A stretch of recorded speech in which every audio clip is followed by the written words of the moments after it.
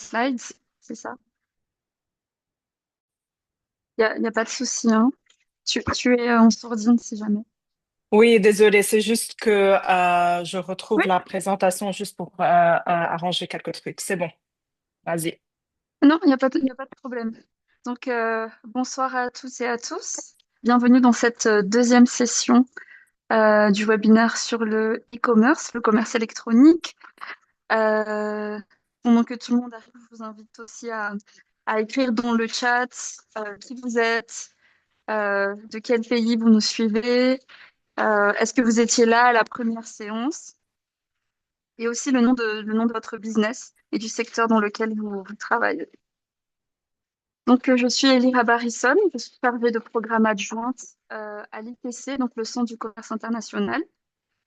Et le Centre du commerce international, pour ceux et celles qui ne sont pas familiers, c'est l'agence conjointe des Nations Unies et de l'Organisation mondiale du commerce. Et notre mandat, en fait, c'est d'aider les petites et moyennes entreprises à se connecter au marché international, les aider à exporter. Donc, le travail de l'ITC se décline en quatre catégories. Premièrement, nous travaillons directement avec les entreprises et nous offrons des formations comme celle-ci, par exemple, pour les aider en fait à vraiment profiter des opportunités qui se présentent à elles dans le marché. Ensuite, on travaille aussi avec les organismes de soutien aux entreprises, tels que les chambres de commerce ou les associations sectorielles, pour les aider à créer un environnement propice au développement des petites entreprises. Troisièmement, on travaille directement aussi avec les gouvernements sur les questions de politique commerciale. Et finalement, on offre des outils de marché et d'intelligence commerciale pour permettre en fait aux entreprises, aux entrepreneurs d'accéder à l'information. Donc ça, c'était quelques mots sur l'ITC. Et l'un des projets en ce moment que nous implémentons dans la région, donc en Afrique de l'Ouest, c'est le programme EAT, ECOWAS Agricultural Trade, ou le programme de commerce agricole de la CEDEAO. Et en fait, c'est un programme qu'on implémente avec la GIZ et qui est financé par le, Fed- le ministère allemand pour la coopération économique. Et dans le cadre de ce projet, voilà, on veut vraiment renforcer l'intégration régionale dans le commerce agricole. Et ce projet se décline en trois composantes. Premièrement, sur les questions de politique commerciale. Deuxièmement, sur la facilitation des échanges. Et troisièmement, la promotion du secteur privé. Et en fait, c'est cette composante sur la promotion du secteur privé. C'est dans le cadre de cette composante-là qu'on offre des formations pour les petites et moyennes entreprises.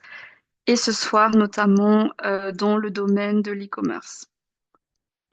Donc voilà, ça c'était les quelques mots sur l'ITC et sur le projet HIT. Jennifer, je vois que tu as maintenant la présentation de prête, donc je vais te rendre la parole. Merci. Merci beaucoup, Ellie. Donc, de nouveau, bon après-midi, bonsoir à vous tous. Désolée déjà pour le retard, mais vous savez, les problèmes techniques, mon ordinateur a décidé de faire son update à la dernière minute. C'est ma faute, effectivement, parce que je continue de mettre, de ne pas mettre à jour les programmes. Donc, voilà. Bon, bienvenue à ce deuxième webinaire de la série de trois webinaires pour le programme HIT. Donc, ce qu'on va parler aujourd'hui, c'est principalement utiliser les marketplaces pour développer les ventes et l'exportation. Donc, je sais déjà, d'après certains noms et certaines voix, qu'il y a quelques-uns qui étaient déjà présents à la session vendredi soir. On avait déjà parlé de l'opportunité e-commerce spécifiquement pour les entreprises agroalimentaires. Aujourd'hui, ça va être un peu plus général, donc on va parler des marketplaces, mais on va avoir des cas aussi, je vais passer à la table des matières. Donc on va parler au début des marketplaces pour les ventes et l'exportation, c'est principalement le centre d'intérêt de ce webinaire. On va parler des avantages, des défis et obstacles, parce que, comme vous savez, il n'y a pas une solution sans problème. Les coûts des marketplaces, combien ça va nous coûter de pouvoir mettre des produits et d'utiliser les marketplaces pour l'exportation. On va faire un deep dive ou un approfondissement sur les marketplaces agroalimentaires en Afrique de l'Ouest. Et on va aussi parler du cas du Nigeria parce que c'est un des cas les plus intéressants. On a plusieurs exemples qu'on pourrait utiliser. Donc, voilà. Mais après, si vous voulez, on peut discuter des marketplaces un peu dans vos régions. On pourra faire une petite recherche si on a le temps pour voir quelles sont les opportunités. Mais en fin de compte, c'est juste pour dire que il y a toujours des opportunités, il y a toujours des solutions à n'importe quel problème de vente et d'exportation. Donc voilà, on va commencer déjà par parler des marketplaces en général pour les ventes et l'exportation. Donc, comme vous savez peut-être déjà, il y a quatre façons de vente en ligne à l'international ou même au niveau régional. Vous avez quatre points de vente online. Il y a la vente à travers les sites e-commerce. Donc, ça sera un site à vous ou au business que vous pouvez utiliser pour vente en ligne. Ça peut être développé à travers Shopify, WordPress, Magento, Wix, BigCommerce, et il y en a tellement, mais ce sera votre site de vente. Deuxième option, c'est la vente à travers les marketplaces en ligne. On parle là, par exemple, des grandes marketplaces. On dit Amazon, eBay, Mercado et Jumia. Il y a aussi vente à travers ce qu'on appelle les boutiques sociales ou les réseaux sociaux qui ont des possibilités de faire shopping online comme Instagram Shop, Facebook Shop. Facebook, effectivement, ont une marketplace. Pinterest, il y a TikTok, il y en a plein aussi. Ça dépend des réseaux sociaux que vous utilisez ou que vos clients utilisent le plus. Et il y a les ventes à travers les applications de messagerie comme Facebook Messenger, WhatsApp et Instagram. Donc, Euh, il y a quelqu'un qui est pas mute, donc si c'est possible, juste pour avoir que tout le monde puisse entendre et que on puisse, parce qu'on est en train de record ce webinaire, donc si quelqu'un veut le voir après, ils auront une opportunité d'avoir un son clair. Euh, donc, comment fonctionnent les marketplaces? Quand on dit marketplace, c'est effectivement des marketplaces en ligne. Ils offrent une plateforme qui permet à tout le monde, aux acheteurs et aux vendeurs, de faire des transactions de e-commerce. Donc, en général, les gens qui visitent ces marketplaces, ils sont dans le monde achat déjà. Donc, c'est déjà très important parce que ça veut dire qu'ils ont le mindset, ils savent exactement ce qu'ils recherchent et ils savent qu'ils veulent acheter quelque chose. Donc, ces marketplaces connectent des millions d'acheteurs et de vendeurs à travers le monde. Donc, vous avez des marketplaces régionales, mais aussi des marketplaces internationales. Donc, désolé, je dois juste voir qu'il n'est pas une seconde. Je peux m'en occuper, Jennifer. Merci Faut y beaucoup. aller. C'est comme une version moderne d'un grand magasin traditionnel. Quand on parle d'un mall ou un truc du genre, c'est exactement ça. Vous allez visiter le mall parce que vous savez que vous voulez acheter quelque chose, mais ça ne veut pas dire qu'en passant, vous n'achetez pas autre chose aussi. Donc, c'est plutôt un point de rencontre entre les acheteurs et les vendeurs. En général, vous avez plusieurs vendeurs qui eux-mêmes gèrent leur propre boutique ou page sur ces marketplaces.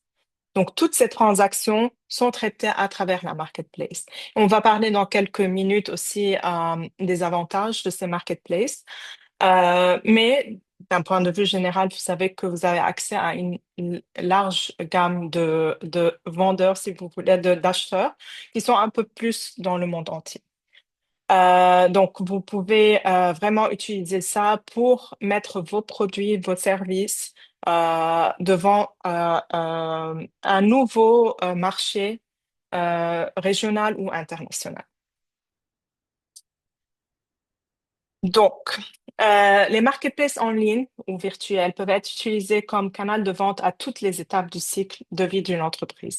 C'est pas nécessaire de commencer ça dès le début, où il y a aucun moment très spécifique pour utiliser les marketplaces, mais en général, on recommande de faire ça pour quand vous testez un nouveau produit ou service.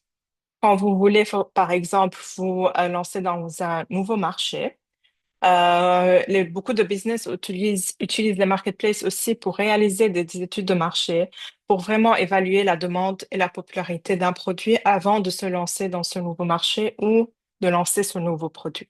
Donc, c'est un peu une histoire de faire un test pour voir si vous voulez, par exemple, si un de vos plans, par exemple, c'est d'ouvrir ou de faire un partenariat avec un client qui est dans un nouveau pays, vous pouvez commencer à tester de vendre vos produits sur les marketplaces pour voir s'il y a une certaine demande dans ce pays spécifique. Euh, Aussi, ça va de soi que utiliser les marketplaces, ça aide à accroître les ventes en ligne, diversifier aussi un portefeuille de canaux de vente. Donc, en général, c'est bien recommandé d'avoir plusieurs canaux de vente en ligne et en personne, parce que comme ça, vous n'avez pas vous avez plusieurs moyens de vendre vos produits.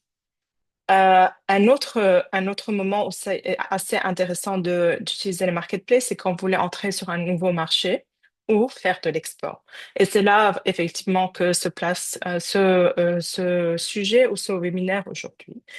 Ou, par exemple, il y a beaucoup de business qui n'ont pas la capacité, soit financière ou soit technique, de développer leur propre site e-commerce.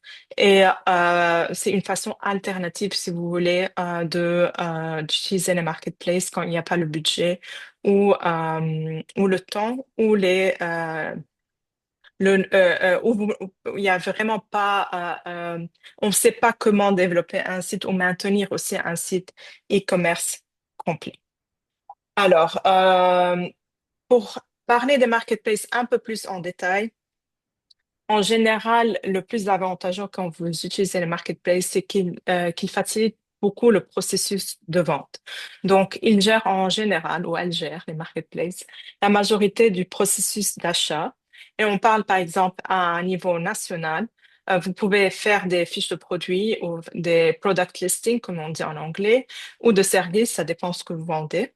Il facilite aussi le processus de panier d'achat, donc tout le système de panier, de mode de paiement, les taxes, tout est inclus dans ce processus et le service local quand on parle par exemple de livraison et des taxes. Donc ça c'est pour les marketplaces nationales. Pour les marketplaces internationales, ça devient un peu plus compliqué parce qu'ils ont un peu plus de détails à gérer, comme par exemple avoir le panier en langue locale. Donc, imaginez-vous que vous êtes en train d'acheter un produit et que vous voyez tout le contenu, tout le processus dans une langue que vous ne maîtrisez pas. Donc, en général, tous ces sites ont accès maintenant à Google Translate qui fait ça de façon automatique, mais aussi il y a des marketplaces où vous devez, comme gérant, mettre le contenu en plusieurs langues parce qu'ils savent déjà par défaut que ils ont des clients de certains pays qui parlent plusieurs langues. Donc, c'est les mêmes services en ajoutant des méthodes de paiement locales ou en plusieurs devises. Donc, vous utilisez la carte bancaire, il y a automatiquement le calcul final pour le montant que vous devez payer en devise locale. Ils ajoutent aussi la taxe de vente locale si c'est nécessaire. Après, si vous exportez, la taxe de vente aussi à l'export.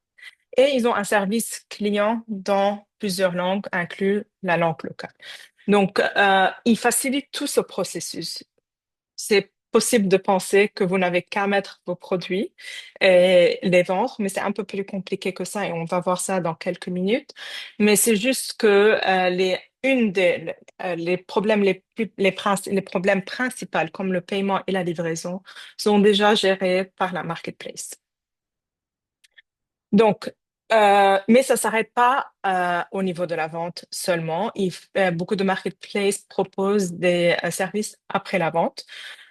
Donc, vous avez les livraisons, le retour, parce que en général, ça arrive souvent d'avoir des retours de produits, et donc ils gèrent ça aussi. Et le support client. Donc, ça, c'est au niveau des marketplaces nationales. Pour les internationales, c'est aussi les droits de douane locaux et internationaux, les retours internationaux. Et là, ça se devient plus intéressant et plus risqué parce s'il y a beaucoup de retours, il y a beaucoup de pertes. Et surtout quand on parle de retours internationaux parce que il y a la livraison d'un côté et le retour aussi. Et le service client en langue locale, parce que si vous avez à faire des livraisons et des retours, vous devez avoir vraiment quelqu'un qui répond à ces besoins de la part des clients. Pour parler en général, on a plusieurs types de marketplace. On a un panorama très intéressant parce que vous allez voir, en général, on utilise des sites vraiment sans savoir que on peut appeler ça une marketplace. Donc, vous avez trois types, les mondiales, les régionales et les spécifiques à un pays.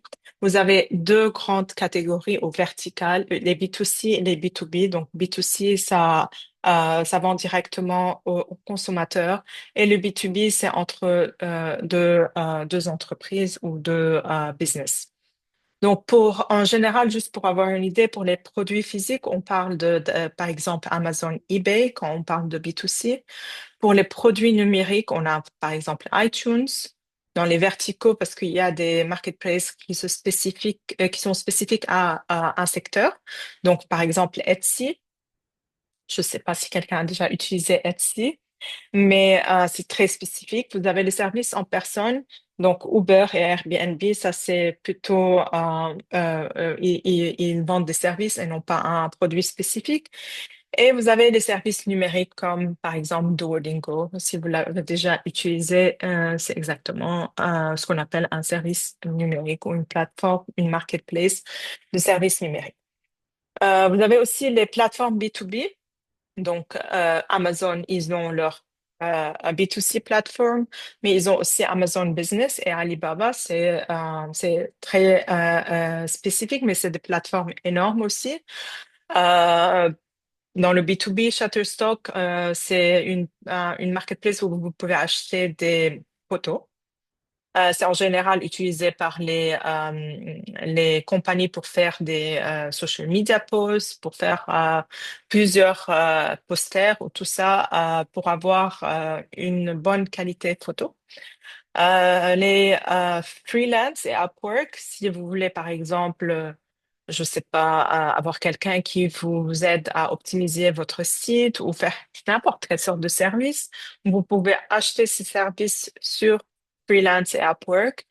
Et par exemple, vous avez les plateformes qui donnent des cours en ligne comme Udemy, on appelle ça aussi des services numériques comme Duolingo. Donc ça, c'est pour juste donner une idée générale de ce qu'on appelle marketplace ces jours-ci. Donc, la différence entre toutes ces marketplaces est petite et énorme en même temps. Donc, les marketplaces s'adressent au grand public. Elles permettent vraiment de vendre dans plusieurs catégories, surtout quand on parle de Amazon et eBay, plusieurs catégories de produits et de clients. Et le truc qui a fait vraiment la réputation d'Amazon, c'était le one-click option.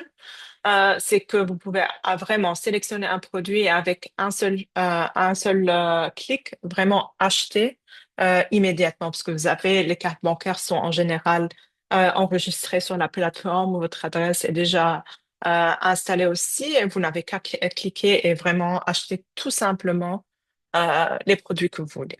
Donc, c'est un processus d'achat assez simple.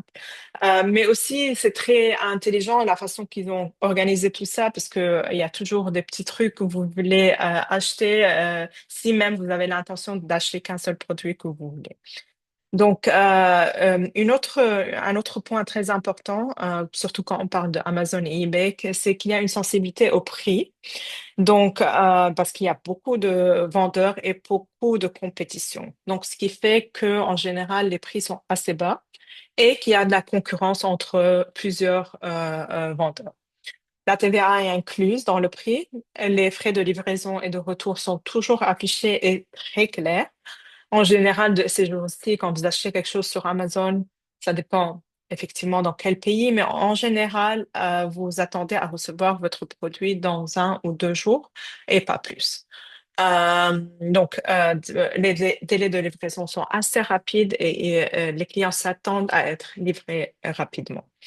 Un des problèmes principaux pour ces plateformes, c'est que vous pouvez vraiment pas créer cette identité de marque. Vous n'avez pas beaucoup de marge de faire du branding, de mettre l'histoire de la gamme ou de la marque. Donc, ça fait un peu moins, vous pouvez un peu moins contrôler ça, mais quand même, c'est une façon intéressante de pouvoir accéder à un marché assez large. Donc, pour parler aussi des marketplaces B2B, là, on pense plutôt à vendre aux entreprises. Donc là, les volumes de vente sont plus importants. Les marketplaces sont vraiment axés sur le produit et non pas sur la quantité. Donc, il y a moins d'acheteurs et c'est souvent, ça dépend des marketplaces, des marchés de niche. Peut-être les trois exemples qui sont sur l'image là ne sont pas très niche, mais en même temps, si vous faites une petite recherche, vous voyez qu'il y a beaucoup de B2B marketplaces qui sont très niches. Euh, c'est plutôt, on s'attend à des commandes en gros. Donc là, mettez une commande directement avec le producteur. Une remise sur la quantité parce que c'est justement le concept. Et là, le prix et la qualité, c'est non pas le prix, sont des critères clés que les acheteurs prennent en considération. Donc, les coûts de livraison aussi comme prévu sont en supplément parce que ça va dépendre de la quantité, ça va dépendre du pays de livraison. Donc, tous ces trucs sont calculés à la fin. Et là, on peut s'attendre à un délai de livraison qui est plus long, mais aussi acceptable. On s'attend en général jusqu'à 7 jours. Donc, c'est pas histoire de mettre la commande et attendre la production, c'est que les produits sont déjà prêts. C'est juste histoire de mettre la livraison, mettre la commande et attendre la livraison. Et une différence très importante entre les deux concepts, c'est que là, les modes de paiement sont en général des virements et non pas des cartes bancaires. Et il n'y a pas possibilité de faire des paiements échelonnés parce que ça dépend de la quantité achetée. Je vais parler assez rapidement sur les plateformes de services parce que c'est pas vraiment l'intention de ce webinaire, mais c'est juste pour introduire le concept. Donc là, c'est des C'est toi, marketplaces. tu dépenses l'énergie. D'accord, merci. C'est des plateformes ils ont aussi bien sûr c'est le même concept, accès à une clientèle mondiale et s'adressent à divers types de clients. Ça dépend, par exemple, quand on parle de Fiverr, vous pouvez voir la marketplace, vous pouvez acheter des services en marketing, SEO, web design, branding, tout genre de services qu'ils ont sur la plateforme. Euh, il y a différentes catégories. Ils ont vraiment, c'est plutôt des services rapides qui peuvent être livrés dans 2 ou 3 jours. Et Udemy, dans ce cas, c'est des cours que vous pouvez prendre en ligne. Quand on parle aussi de marketplace vertical, ce sont des marketplaces qui se concentrent sur un secteur spécifique. Donc, dans ce cas, la mode, l'artisanat, l'alimentation bio. Elles permettent de mieux valoriser son image de marque ou de raconter son histoire, ce qui n'est pas possible, par exemple, sur Amazon, et vraiment de cibler un public précis. ce qui veut dire que tous ces gens qui visitent Etsy savent exactement à quoi s'attendre, savent exactement ce qu'ils veulent acheter. Et après, c'est là la chance aux vendeurs de mettre en valeur leurs produits en utilisant une très intéressante description, en faire une très bonne photographie de produits. Donc ça, c'est le sujet de notre troisième webinaire demain. Donc là, les clients n'ont pas les mêmes intérêts que les clients qui sont sur Amazon, par exemple, parce qu'ils ne sont pas vraiment motivés par le prix, c'est vraiment par le produit et la marque. Donc c'est un peu plus intéressant parce que c'est plus niche aussi. Donc ça, c'était juste pour parler un peu généralement des marketplaces. On va parler des avantages et on va passer aussi après aux challenges. Quels sont les avantages d'utiliser les marketplaces? Premièrement, on va parler de chacune en détail. S'il On vous a plaît. accès. Oui. Je peux prendre la parole.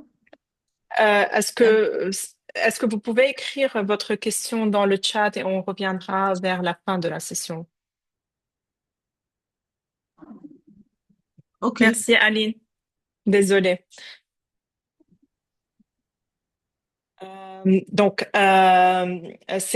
reviens sur les avantages d'utiliser les marketplaces. On a accès à un très grand nombre de clients, beaucoup plus de visibilité, des coûts de démarrage qui sont réduits et un investissement initial assez minime, on va dire. On va voir ça aussi en plus de détails tout à l'heure. Ça vous permet effectivement de exporter à des prix assez réduits. Donc, quand on parle d'accès à des millions de clients dans le monde entier, c'est comme par exemple, vous pouvez utiliser une seule plateforme pour vendre dans le monde entier, par exemple en utilisant Etsy ou eBay. Vous allez là vraiment où les clients sont déjà présents et plus important, c'est qu'ils sont déjà dans cet état d'esprit d'achat. Donc, ils savent qu'ils veulent acheter, ils sont prêts à acheter. Vous n'avez qu'à mettre des produits qui sont intéressants sur votre plateforme pour pouvoir vraiment attirer l'attention. Un point important, c'est que les clients font confiance au marketplace et à leur infrastructure. Donc, par exemple, si vous avez un problème avec Amazon ou une livraison ou un client ou un vendeur qui met leurs produits sur Amazon, vous savez très bien que si vous contactez le service client, qu'il y aura quelqu'un qui répondra et qui essaiera de résoudre le problème. Donc ça, c'est très intéressant parce que la confiance, c'est vraiment un truc assez compliqué à gagner quand vous faites des ventes en ligne. Donc, c'est déjà un bon état d'esprit, achat, ils sont présents et il y a une confiance. Donc c'est une très bonne combinaison pour vraiment commencer votre vente en ligne par utilisant les marketplaces. Le deuxième point qu'on a mentionné tout à l'heure, c'est une meilleure visibilité. Donc, les marketplaces, ce qu'ils font, c'est qu'ils fidélisent leur clientèle. Il y a beaucoup d'offres, il y a beaucoup de communication, ils envoient des emails pour les occasions. Ils font une très bonne communication avec les clients. En général, le principe des marketplaces, c'est qu'ils augmentent la valeur moyenne des commandes. Donc, ils vous encouragent en tant que client, d'acheter plus parce que il y a par exemple une livraison offerte à partir de $200 de commande. Donc, ça vous encourage à acheter plus. Ils font aussi des ventes croisées, du cross-selling. Par exemple, quand vous mettez, je ne sais pas si vous avez déjà acheté sur Amazon, mais quand vous mettez, par exemple, vous choisissez un livre, ils vous disent, oh, il y a d'autres clients ont acheté ce livre et ça avec cette commande. Et ils savent vraiment utiliser ou analyser, si vous voulez, les tendances de vente pour vous exposer à d'autres produits. Et si vous utilisez les marketplaces pour vendre vos produits, vous aurez tous ces avantages aussi. Aussi les annonces sont bien optimisées pour vraiment pouvoir classer ou pouvoir classer vos produits dans les bonnes pages pour que vous ayez plus de visibilité.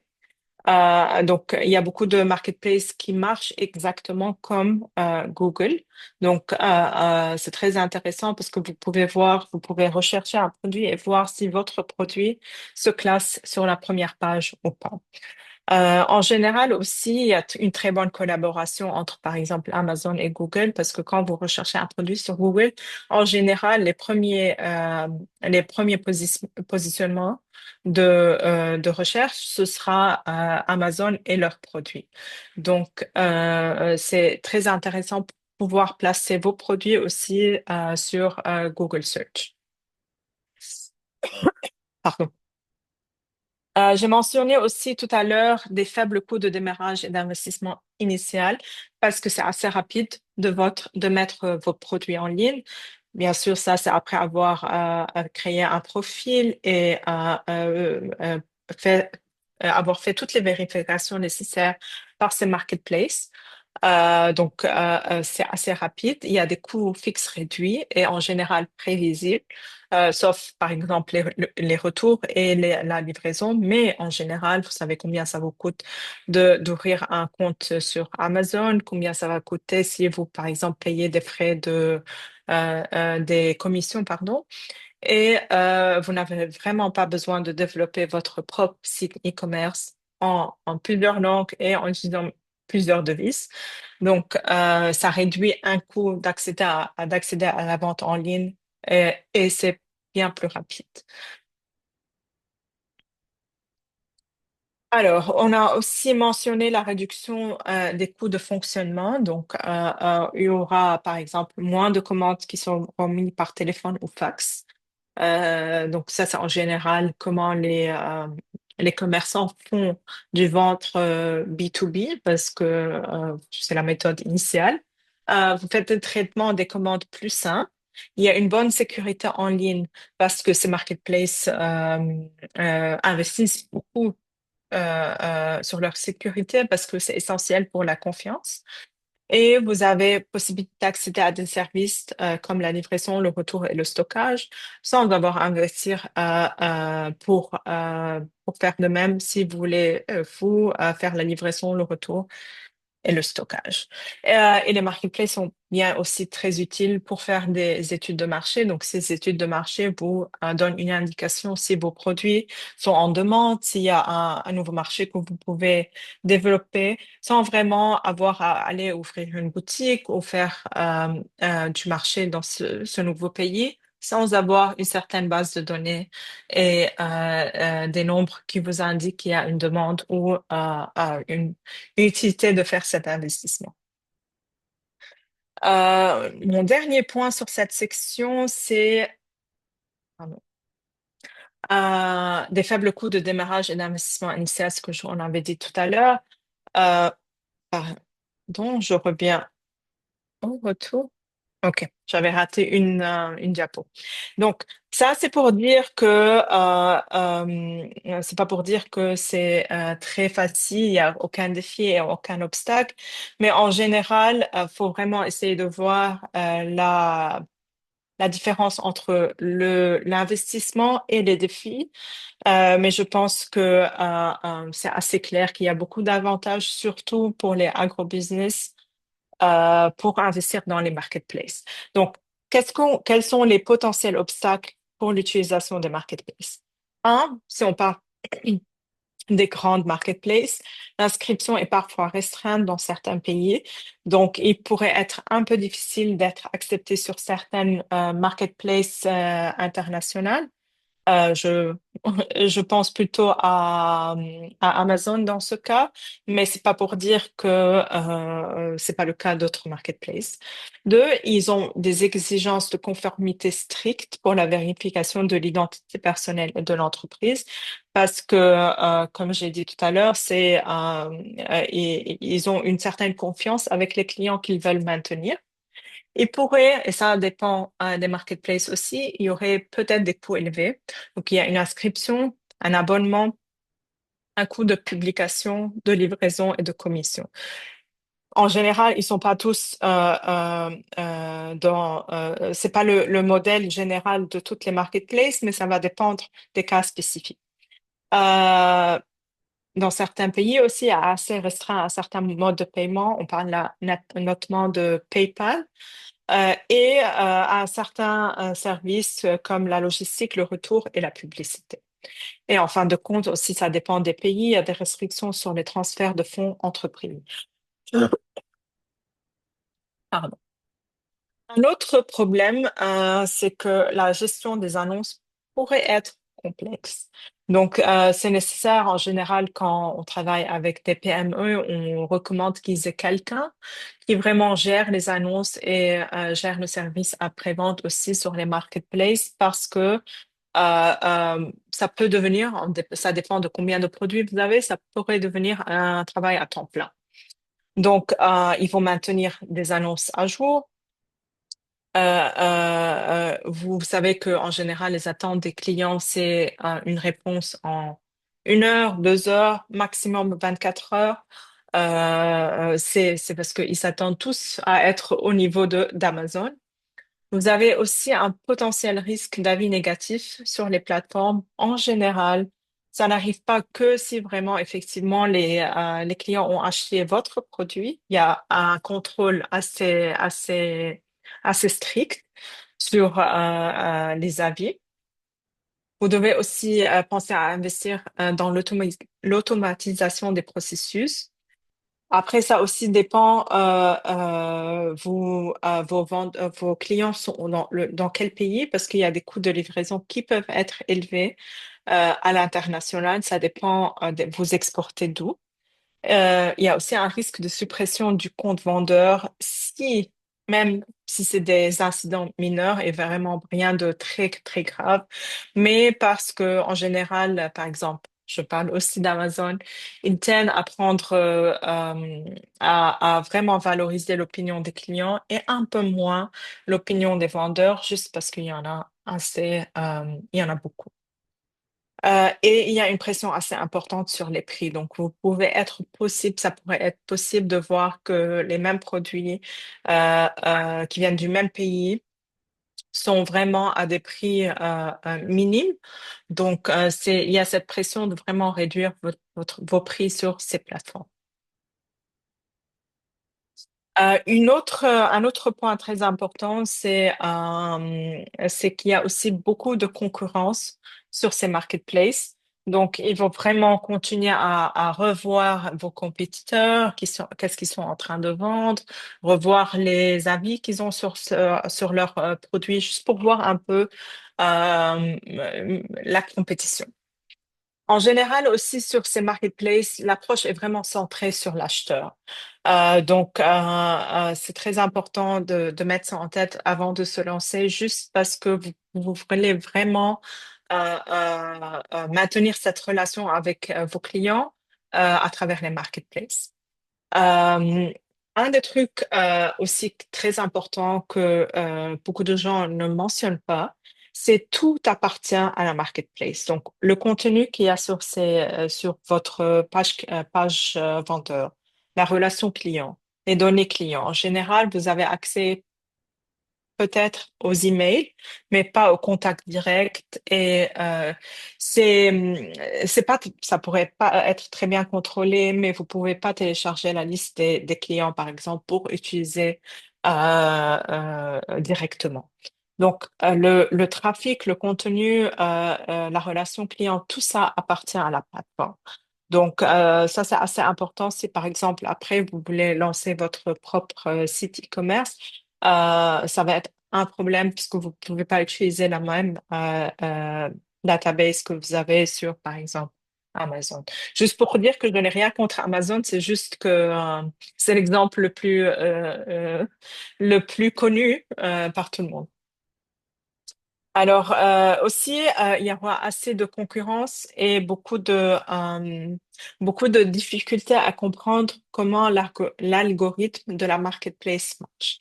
Parce que c'est très important. Quand vous avez beaucoup de concurrence, vous voulez vraiment mettre en valeur vos produits en comparaison avec les concurrents. Donc, il faut vraiment comprendre. Après, ça dépend des marketplaces aussi. Et vraiment, il faut vraiment penser à bien organiser les opérations service client, gestion de demande et les fuseaux horaires entre votre marché et le marché du client. Donc, euh, pour notre prochaine section, on va parler des coûts des marketplaces. Ça va être assez rapide. Je sais qu'on est un peu en retard. Mais un peu en retard par l'introduction, mais on va après approfondir sur les marketplaces en Afrique de l'Ouest. OK. Donc, il faut penser vraiment aux coûts parce que tous ces coûts doivent être intégrés dans le produit, dans le prix final de votre produit. Donc, vous devez penser aux frais d'adhésion. Ça dépend si les marketplaces l'ont. En général, il y a aussi soit un frais d'adhésion, soit des abonnements mensuels ou annuels. Des frais fixes de publication. Pas toutes les marketplaces ont ça, mais ça dépend de combien de produits vous avez.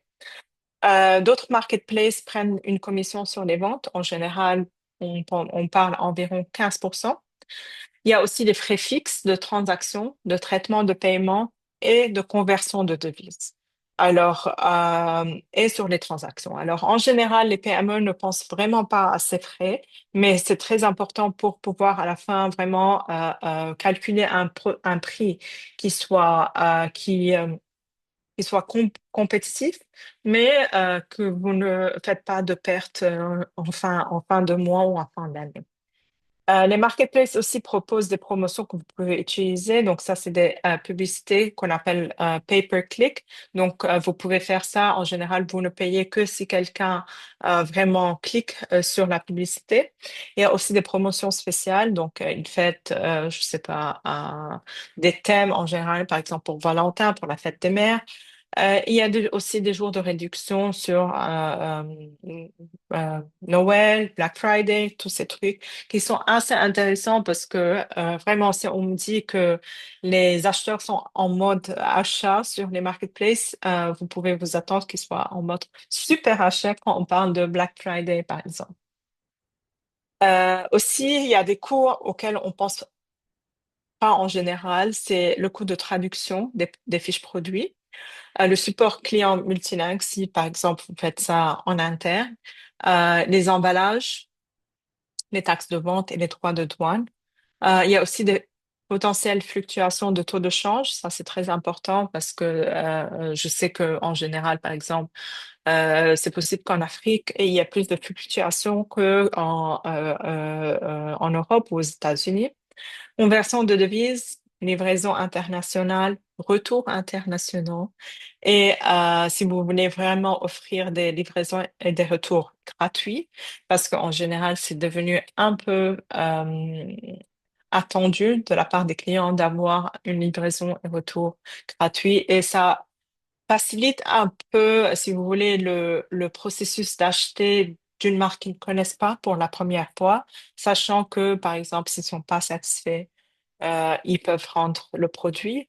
Et bon, bien sûr, s'ils ne l'ont pas utilisé, il est en bonne condition et tous ces petits détails, mais c'est devenu quelque chose auquel ils s'attendent. Et bien sûr, l'emballage cadeau, ça c'est sauf si c'est un cadeau. Donc, on va passer maintenant à la section suivante pour parler des marketplaces agroalimentaires en Afrique de l'Ouest. Donc, le secteur agroalimentaire en Afrique de l'Ouest est assez fondamental. Il vraiment contribue à la sécurité alimentaire, à l'emploi, et c'est un domaine qui évolue rapidement avec les marketplaces. Donc, ces plateformes permettent de connecter les agriculteurs, les fournisseurs, les distributeurs et les consommateurs. Donc, elles répondent effectivement à un besoin réel d'efficacité dans la chaîne d'approvisionnement. Donc, ces marketplaces permettent de connecter les agriculteurs et les fournisseurs, les acheteurs et les parties prenantes. Elles permettent d'offrir des services de financement. Ça, c'est un peu spécial à l'Afrique de l'Ouest. On en parlera de quelques-unes dans une minute. de logistique, d'information de marché et de distribution. Donc, leur objectif, c'est d'améliorer l'accès au marché pour les petits producteurs. Et ça, c'est pour ça que c'est assez intéressant de renforcer l'efficacité de la chaîne d'approvisionnement et de stimuler la productivité agricole. Donc, c'est très spécifique pour l'Afrique de l'Ouest, mais aussi c'est très spécifique pour les marketplaces qui se spécialisent en agroalimentaire. Donc, qui sont les principaux acteurs et quelle est la dynamique de marché qui affecte les entreprises agroalimentaires en Afrique de l'Ouest? Donc, les acteurs clés, comme on a dit tout à l'heure, agriculteurs, vendeurs, fournisseurs logistiques, entreprises technologiques et les gouvernements et les ONG. Donc, ça, c'est juste pour parler des acteurs à niveau du pays, mais c'est très important de bien voir comment ces marketplaces peuvent faciliter tout ce processus. Quand on parle aussi de dynamique de marché, parle de demande, offre, la fluctuation des prix, parce que dans le domaine agricole, ça change un peu plus souvent qu'en général des produits classiques. La préférence des consommateurs, ça change un peu moins, mais aussi assez souvent. Et les politiques publiques. Donc, ça va varier un peu entre les pays différents, mais en général, il y a une généralité quelconque qui affecte les politiques publiques. Donc, pour aller plus spécifiquement, on va parler de marketplace en Afrique de l'Ouest. Donc, ça, c'est des marketplaces qui vendent directement des produits aux entreprises, donc B2B, au niveau régional et international. On va parler de quatre, mais je vous encourage après à faire une petite recherche pour voir s'il y en a d'autres qui sont plus intéressants, s'ils sont plus spécifiques ou, par exemple, il y a des marketplaces qui font l'export aux États-Unis uniquement. Par exemple, ce qui est plus intéressant si vous voulez vraiment explorer le marché États-Unis. Donc, ces marketplaces vous permettent de faire une diversification et une croissance parce qu'il y a moins de dépendance sur les marchés locaux. Il y a une nouvelle opportunité de croissance et accès aux innovations technologiques de livraison et de analyse de données qui vous permettent de vraiment savoir s'il y a, par exemple, une certaine tendance d'augmentation d'achat ou de vente d'un produit spécifique. Donc, vous pouvez vous préparer, par exemple, à l'année prochaine, à savoir que, par exemple, en février, il y a possibilité de vendre deux fois plus ce produit parce que vous avez analysé les données et pu vraiment prévoir ça à l'avance. Aussi une part de marché élargie, donc vous avez une visibilité régionale et internationale et accès à une nouvelle part de marché et de clients. Et Souk, Cocody, Kiosque et Omni Retail, c'est vraiment, ils vous offrent aussi des promotions de marketing, une logistique et exécution facilitée. Donc, ils s'occupent de la livraison et, comme j'ai dit tout à l'heure, accès à l'analyse des données. Donc, on va parler un peu plus spécifiquement de chacune. Donc, vous avez quatre. Il y a Souk OS, c'est une marketplace nigérienne qui s'occupe de stockage. Ils offrent aussi une possibilité de financement pour les PME ou les entreprises. Approvisionnement, logistique transfrontalière pour la livraison et ils sont vraiment très niches quand on parle du commerce avec la diaspora. Donc, en général, ça, c'est les Nigériens qui sont à l'étranger. Kiosk a été fondé en 2019 au Kenya et ils ont maintenant une présence en Afrique de l'Ouest et de l'Est. Donc, si vous voulez vraiment penser à exporter un peu dans l'Afrique, qui est une façon intéressante de commencer l'export, c'est une bonne option à utiliser. Ils ont aussi une application mobile et des données en temps réel parce que vous pouvez savoir exactement l'analyse de données en temps réel. Et ils offrent un support aux agriculteurs, aux restaurants et aux fabricants. Cocodile, c'est une marketplace aussi nigérienne qui est présente aussi en Afrique de l'Est, du Sud et de l'Ouest. Eux, par contre, ils ont accès à des services bancaires et financiers et à des investisseurs. Donc, c'est pas une plateforme typique, mais c'est plutôt une banque plateforme, si vous voulez. Et aussi, il facilite le processus de export. Omni Retail, la dernière plateforme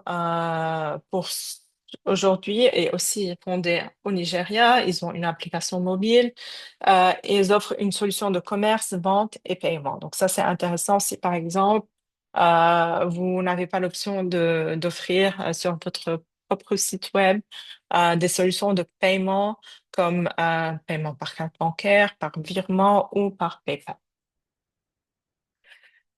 Donc, pour conclure cette partie, désolée, c'est très important avant de choisir quel marketplace agroalimentaire régional utiliser, de vraiment comprendre les obstacles ou savoir quels seraient possiblement les obstacles. Réaliser une étude de marché approfondie, et c'est ce qu'on a couvert vendredi en utilisant les outils ITC pour faire une recherche, savoir quel marché est le plus les plus intéressants et les plus possibles pour votre business. Élaborer un plan stratégique, faire vraiment des partenariats et des relations stratégiques avec les marketplaces, par exemple, mais avec aussi des compagnies de logistique, des compagnies de paiement, vraiment pour savoir exactement les coûts et les challenges que pourriez avoir en utilisant ces marketplaces. Il faut vraiment investir dans le marketing et le branding parce que c'est très essentiel de pouvoir avoir une bonne marque pour pouvoir se démarquer sur les marketplaces. Et finalement, surveiller les performances, les achats, euh, les, euh, les analyses de marché et vraiment s'adapter en continu pour pouvoir maintenir une clientèle sur les marketplaces. Je vais finir par le cas du Nigeria. Donc, c'est un pays vraiment, comme vous avez vu, à travers les marketplaces, c'est un pays pionnier vraiment en matière de e-commerce dans la région. On a vu vraiment émerger de nombreuses plateformes dès le début des années 2000, comme Shop Nigeria ou de Niger. Puis on a eu des géants comme Jumia, Konga. Donc si vous étiez là vendredi soir, on a bien parlé de Jumia. Mais il y a aussi d'autres, il y a Gigi. Donc, et c'est pour ça qu'on a utilisé Nigeria comme modèle. Et puis récemment, on observe une montée en puissance des marketplaces B2B qui sont vraiment énormes et qui sont spécialisés par les types de produits.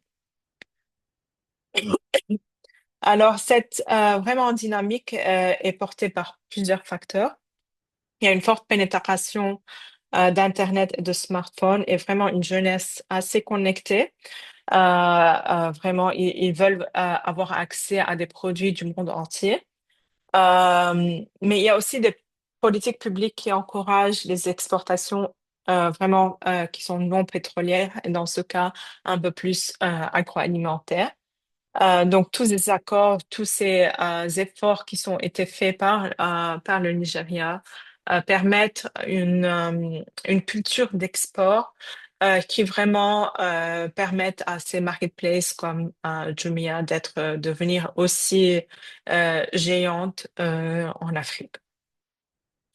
Je vais parler juste rapidement, je sais qu'il est bientôt temps, de deux marketplaces qui sont assez intéressants. Je vous encourage à faire une petite recherche. Donc, vous avez TOFA, Traders of Africa et euh, Plendify, qui sont spécifiquement pour l'agroalimentaire au Nigeria et qui vous permettent aussi de faire l'exportation dans la région. Euh, ça ne veut pas dire que le Nigeria aussi a tout, a trouvé des solutions à tout, mais il y a aussi des défis qui restent pour les PME, surtout en agroalimentaire. Il y a le coût de la logistique qui reste assez élevé comparé à la capacité des entreprises. Une aussi augmentation des coûts de production et accès à Internet qui est apparemment devenu plus coûteux au Nigeria. Il y a aussi beaucoup de barrières non tarifaires qui se maintiennent, un accès insuffisant au financement des entreprises. Donc, en général, vous voulez un investissement initial pour pouvoir commencer cette logistique, de recruter quelqu'un, d'avoir d'avoir quelqu'un qui maintient les listings sur les marketplaces et fait le service client, la photographie, le marketing, tout ça a besoin d'un investissement initial. Il y a un coût élevé pour pouvoir faire cette recherche et le développement commercial aussi. Euh, pour conclure, je veux juste dire qu'il y a toujours des solutions. C'était mon euh, ce que j'ai dit au tout début. Il y a toujours des solutions. La clé, c'est vraiment de collaborer de manière stratégique.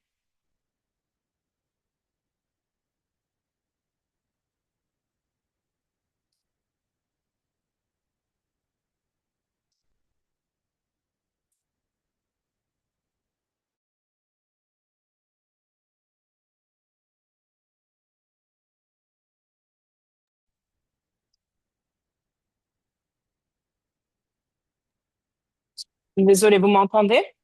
Jennifer, on t'entend. Oui, d'accord. Donc, de collaborer de manière stratégique avec vraiment des partenaires logistiques, des institutions de financement ou des acteurs publics. Il est aussi essentiel d'avoir accès à de bonnes informations. Et c'est là où on parlait vendredi des outils ITC, parce que vous avez accès à des informations qui sont essentielles, mais aussi auxquelles vous pouvez faire confiance. Euh, des données de marché, des outils d'analyse et de retour de clients. Donc, comme ça, vous pouvez vraiment adapter vos décisions avec ou prendre des décisions après avoir accès à des informations correctes.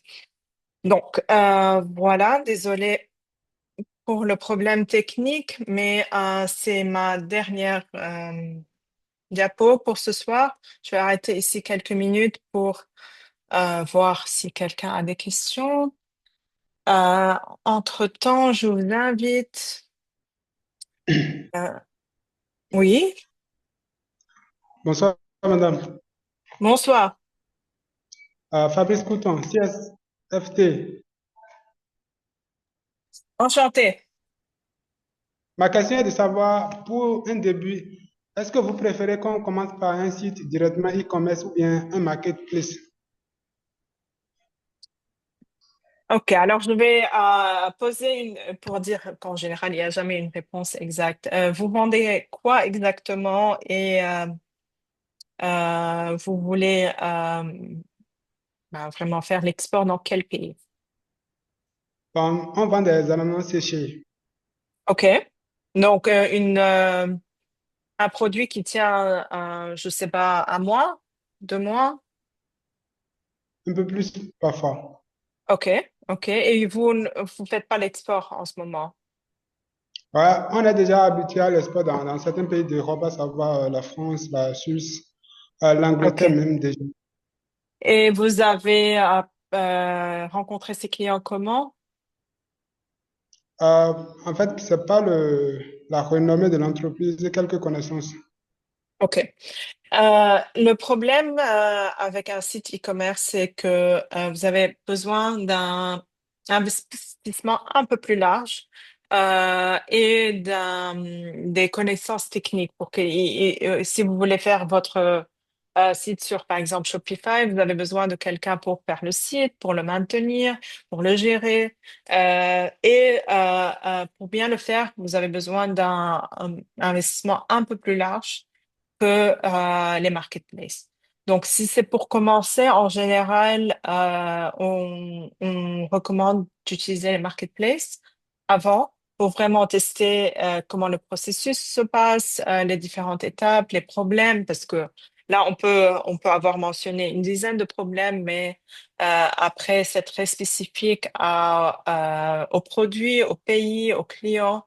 Donc, en général, on recommande vraiment commencer par les marketplaces pour après, si vous voyez une certaine grande demande, si c'est plus intéressant d'avoir accès à les données des clients et tout ça, ça sera plus intéressant après de passer à un site e-commerce à vous. Merci, madame. Je vous en prie. Je regarde les questions. Exemple de marketplace dans la transformation d'origine animale. Alors là, je connais pas ça. C'est très spécifique, mais on pourrait faire une petite recherche. Après, je ne sais pas si vous avez déjà utilisé ChatGPT, mais ça serait une question, par exemple, que vous pouvez poser sur ChatGPT. Mais après, vraiment, continuer à faire une recherche plus avancée pour confirmer les informations. Mais c'est assez spécifique. Entre le démarrage par les marketplaces et un site e-commerce, quel est votre conseil? Je pense qu'on a déjà répondu à cette question. Euh, nos produits laitiers à base du lait de vache sont sains et nutritifs. Exemple de plateforme en Afrique de l'Ouest, je pense qu'on a parlé de quelques-unes déjà, mais après, faut vraiment aller voir ces marketplaces et voir si c'est vraiment quelque chose que vous pouvez utiliser en fonction de votre produit.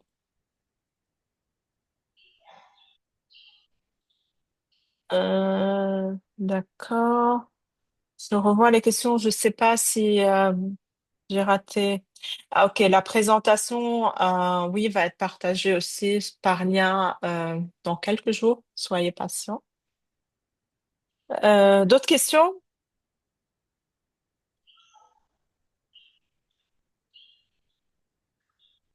J'ai rien raté, n'est-ce pas, Ellie?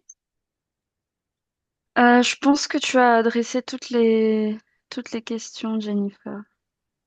D'accord. Euh, Bon, voilà. j'avais Oui, laissé Aline. ma question dans le chat box. Euh, hmm, Ah oui, hmm, je retrouve pas. ouais, juste un Alors, donc, instant. je parlais plutôt de B2B2C. Et donc, je Ah, voudrais mieux comprendre cela et puis voir où est-ce qu'on se situe vraiment quand je prends Amazon et eBay, parce que moi, dans ma tête, c'est un peu dans ça, je voyais ça, en fait. B2B2C. vous pouvez répéter la question, s'il vous plaît? Oui, je disais tantôt que j'avais entendu parler par le passé de B2B2C. D'accord, Alors, donc, ok. dans ma compréhension, je rangeais donc, par exemple, Amazon et puis eBay. eBay, par exemple, oui, dans ce dispositif-là. Je voudrais comprendre, comme on ne l'a pas forcément abordé ou quelque chose m'a échappé, je ne sais pas, je veux mieux comprendre. Parce que D'accord. j'avais juste vu B2C pour Amazon, je crois, si j'ai bien suivi, et je voudrais savoir si c'est plutôt B2B2C et non B2B2C. Alors, le côté, par exemple, business to business avant, et customer ou client, où est-ce qu'on on le met? Voilà ma question. D'accord. Donc, on va prendre le cas de Amazon parce que j'en ai parlé énormément aujourd'hui. Donc, quand il y a deux plateformes différentes pour Amazon, vous avez Amazon, le typique, ça c'est B2C, et vous avez Amazon Business, ça c'est B2B. Donc, ils sont deux plateformes différentes, deux marketplaces différentes. Il n'y a pas de marketplace B2B, 2C. parce que surtout dans le domaine agroalimentaire, ça n'existe pas. C'est pour le moment. C'est soit B2B, soit B2C. Après, à mon avis, ce que vous connaissez comme Amazon, c'est B2C. Si par exemple vous allez voir Alibaba, Alibaba c'est typique B2B. Ils n'ont pas de B2C, mais après, c'est typiquement Alibaba qui représente un exemple de plateforme B2B. Allô? Oui, D'accord, Madame, merci. il y a une question dans le chat là, oui. de César Doli qui demande si les marketplaces garantissent-ils la sécurité financière. Je pense que c'est une question importante. La sécurité financière voulait dire si ils garantissent que vous allez être payé. Genre, la traçabilité des échanges ou bien Non, des je voudrais opérations savoir, est-ce financières. que, bonjour, je peux poser la question? Juste une minute, on écoute Fabrice. Ouais, en fait, c'était la question de César Doli, quoi. Quand vous n'y avez pas répondu, c'est pourquoi je suis revenu sur la question. S'il peut prendre la parole, alors lui-même, D'accord, il ok. pourra vous Désolée, je expliquer. pensais que c'était une autre question. Allez-y, César. Non. Ok, bonjour. Bonjour. Oui, je voudrais savoir, en ce qui concerne la garantie au niveau des choses, des finances, est-ce que si les clients payent, il y a la Mhm. possibilité, c'est sûr que nous pourrons recevoir de l'argent, et quelle est la procédure pour pouvoir avoir cette sécurité financière, pour que nous soyons sûrs de nous que la vente, l'argent pourrait être récupéré par le fournisseur? Ok, on parle là de marketplace B2B ou B2C? Les deux. D'accord. En général, les marketplaces B2C, je vais commencer par la réponse la plus simple, ne livrent pas sauf s'ils sont payés. Donc, en général, quand vous achetez quelque chose, vous mettez le numéro de votre carte bleue ou carte bancaire et vous faites le paiement avant de recevoir le produit. Donc, après, ça va dépendre des marketplaces, c'est quoi leur terme de paiement. S'ils payent les vendeurs chaque semaine, chaque mois, à un niveau un montant spécifique, ça va dépendre des marketplaces. Mais c'est pour ça qu'on parle beaucoup de confiance. Les vendeurs et les acheteurs en général ont confiance en Alibaba. C'est eux, c'est par défaut eux qui donnent cette confiance financière. Après, si on parle de marketplace B2B, là, ça va être un peu plus différent. Par exemple, Alibaba, c'est complètement, vous pouvez vraiment faire confiance. Parce que on a déjà utilisé ça dans plusieurs projets à l'ITC et on n'a jamais eu aucun problème en termes de paiement. Après, je pense que ça va aussi dépendre des marketplaces. C'est pour ça qu'il y a des paiements échelonnés. Vous pouvez faire des conditions, par exemple, paiement 50% avant la livraison et 50% quand le client est livré. Donc là, ça va aussi dépendre des marketplaces. C'est pour ça que le choix de la marketplace à utiliser est très important. Et aussi, quand vous avez fait, par exemple, fait une petite sélection, vous pouvez faire une recherche pour voir s'il y a eu des cas où il y a des gens qui n'ont pas été payés, s'il y a eu d'autres genres de problèmes, par exemple. Mais en général, des histoires comme ça, il y a toujours quelqu'un qui met un review où vous avez accès à l'histoire, vous savez exactement ce qui s'est passé. Donc, j'espère que j'ai répondu à la question. Maintenant, je voulais savoir aussi, est-ce que la monnaie ne considère pas un frein? Par exemple, chez nous, en Afrique de l'Ouest, je parle par exemple au niveau de la Côte d'Ivoire, nous utilisons le franc CFA, qui n'est que chose convertible seulement qu'en euros. Je suis sur la France, alors qu'elle est difficilement convertible. Est-ce que ça ne constitue pas un moyen, une chose, un frein pour l'utilisation du marketplace? Dans ce cas-là, quelle est la solution pour que nous puissions faire une transaction plus sécurisée avec nos différentes monnaies?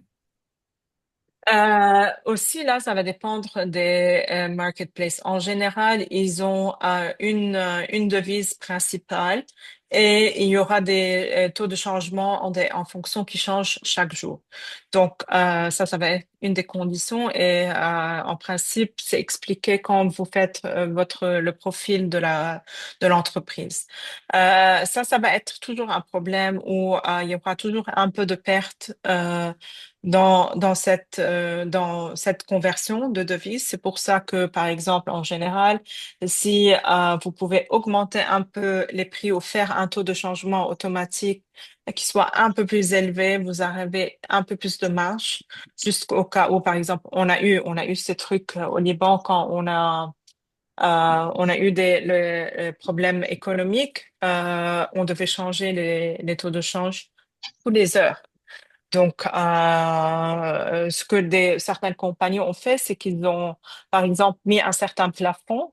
Disons, le taux de change est 5 dollars aujourd'hui. 1 dollar, désolé, 1 dollar, c'est 5 000 livres libanaises. Ils ont dit, on va mettre 7 livres libanaises. Comme ça, on n'a pas à changer chaque 2 heures. Mais en même temps, ça va peut-être leur coûter des clients aussi. Donc, c'est un peu à voir. Faut vraiment être un peu stratégique comme ça. Inclure tous les coûts comme le coût de livraison, les coûts de frais de douane, tout ça. Et aussi penser au taux de changement. Aussi, ça dépend du marché cible ou combien votre devise change régulièrement. Je vois qu'il y a une autre question, Auguste. Oui, bonsoir. Bonsoir. Bonsoir. Ma préoccupation, oui, bonsoir. Ma préoccupation, c'est de savoir, est-ce que moi, je suis au Bénin, par exemple, c'est vrai que je suis résident français, mais je suis au Bénin, je suis producteur transformateur local au Bénin. Si, par exemple, je veux vendre mes produits sur Amazon, est-ce que pensez-vous que depuis le Bénin, je peux me positionner sur Amazon? Si c'est le cas, les livraisons se feront comment? Ou est-ce qu'il faut que, au niveau de la France, il y ait du stock pour pouvoir faire développer mon business, sachant que c'est des produits du Bénin que je vais vendre sur Amazon? Auguste, je suis désolée, mais je n'ai pas très bien entendu la question. Est-ce que c'est possible de mettre ça dans le chat? Euh, Vous il m'entendez y a un là? problème. Oui, mieux. Allô? Oui. Oui, désolé. En fait, je demandais, est-ce que depuis le Bénin, on peut se positionner sur Amazon pour pouvoir vendre des produits du Bénin? Ou est-ce qu'il faut, au niveau de la France, avoir un magasin de stockage pour que, enfin, les produits du Bénin qui sont sur Amazon, on peut faire la rotation du stock? Ok, je pense que je dois rechercher ça pour voir si au Bénin, vous pouvez avoir accès à Amazon. Une seconde. D'accord. Mais en général, vous parlez de quel type de produit? Je suis dans la transformation du beurre de karité en chantilly, de karité, le cacao aussi en chantilly. Et Ok, je fais du miel également. Et moi, l'Union européenne m'a donné le droit d'export. J'ai le RS pour pouvoir envoyer mes produits en Europe sans problème. Donc, bon, d'accord. après, c'est vrai que je travaille avec DHL au Bénin, mais ça va être un peu difficile chaque fois si un client achète sur Amazon que DHL le passe. Je pense que ça va être un peu chose-là. Même si DHL est rapide, bon, ça risque un peu d'être coûteux. Donc, c'est pour ça que je demande, parce qu'au Bénin aujourd'hui, en termes de produits de transformation, nous sommes bien en avance. Eh bien, on veut bien être sur Amazon, mais est-ce qu'il y a une contrainte qui nous empêche ou comment ça peut se faire? Ok, donc déjà pour voir, j'ai fait la recherche et j'ai vu que vous avez accès en général au Bénin à Amazon. Mais après, si vous pensez, c'est pour vendre aussi en Europe ou aux États-Unis, parce qu'en général, ce que Amazon offre comme service, c'est par exemple, vous pouvez stocker vos produits dans leur centre. Faut voir où ils ont D'accord. des centres. Ils centres en Europe. Mais par exemple, si, je sais pas, un client achète un produit de Paris ou du Luxembourg, ils seront livrés, par exemple, par leur centre de distribution je sais pas, en Hollande. Donc déjà, ça réduit les coûts, mais aussi ça réduit le temps de livraison. Donc ça, c'est un truc à voir. plutôt spécifique, mais c'est un truc que vous pouvez voir facilement en recherchant sur Amazon. Et c'est D'accord. important parce que, comme vous avez dit, les gens s'attendent à être livrés rapidement. Et en plus, Oui. mais il faut voir c'est quoi les conditions, par exemple, que Amazon ont pour prendre des produits en stock. Si, par exemple, D'accord. c'est en consignation ou quelles sont les autres Les euh, conditions, d'accord. les conditions? Oui. D'accord. Ok, César. je pourrais faire les recherches par rapport à ça parce que c'est vrai que directement, je suis client Prime Amazon ben, pour pouvoir faire des achats, mais aujourd'hui, moi-même, je veux mettre des produits. J'aimerais bien mettre des produits sur Amazon. Bon, voilà.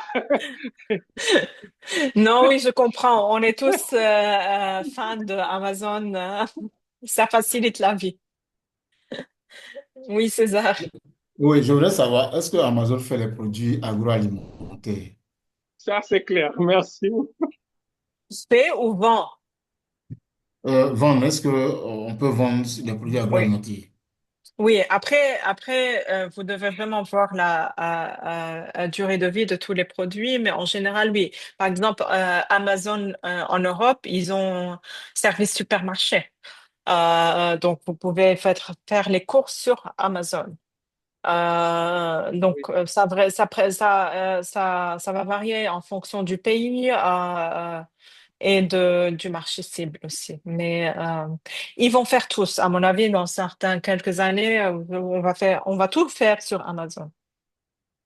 Je vois Non, Ellie qui sourit. est-ce que dans le choix, si nous faisons les choix, est-ce que nous pourrons bénéficier de votre assistance dans le cadre de la conduite de cette prospection-là et puis des choix définitifs? Est-ce que ITC peut nous accompagner jusqu'à ce que nous puissions totalement être sur le marketplace? Alors, en général, ça va dépendre des programmes et projets. Là, on commence par faire des webinaires de sensibilisation pour les entreprises agroalimentaires en Afrique de l'Ouest, mais il y a possibilité qu'il y ait plusieurs programmes et plusieurs opportunités après. Donc, si, j'allais justement dire ça, si vous voulez vraiment rester informé, je vais vous envoyer quelques liens qui sont pas, je vais mettre sur le chat. Donc, en général, on publie tous ces programmes sur LinkedIn, mais aussi sur la plateforme Ecom Connect. Je n'ai pas d'informations pour le moment sur des programmes spécifiques, mais si vous êtes sur LinkedIn ou sur Ecom Connect, vous aurez les informations directes.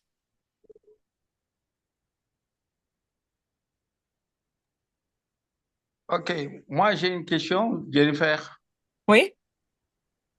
Voilà. Je demandais, lorsqu'on a un client à livrer au Canada, quelles sont les compagnies aériennes les plus sûres pour livrer au départ de Dakar? Je ne suis pas une encyclopédie. Honnêtement, je ne sais pas, mais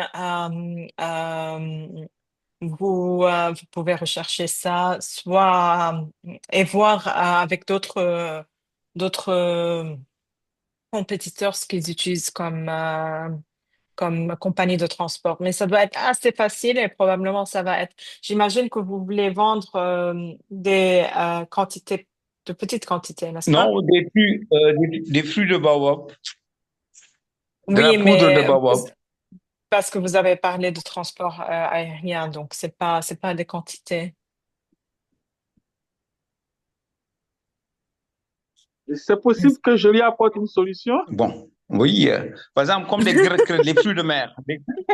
Oui, Allô? moi je prends le cas du Bénin où j'envoie des produits en France, en Guyane et choses là. Oui.